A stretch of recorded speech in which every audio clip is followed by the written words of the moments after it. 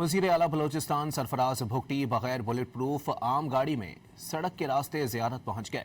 मीर सरफराज भुगटी ने बावर कराया कि दहशतगर्दी के खिलाफ जंग फैसला कुन मरहले में दाखिल हो चुकी है। हुकूमत अवाम को तनहा नहीं छोड़ेगी। दहशतगर्दी की जो जंग है एक ऐसे स्टेज पे पहुंच गई है कि मुश्किल हालात है। मैं अगर कहूँ बलूचिस्तान के हालात ठीक हैं तो ये मुनासिब बात नहीं है, लेकिन हुकूमत का फ़र्ज़ है कि अपने लोगों की जान माल की हिफाजत करें।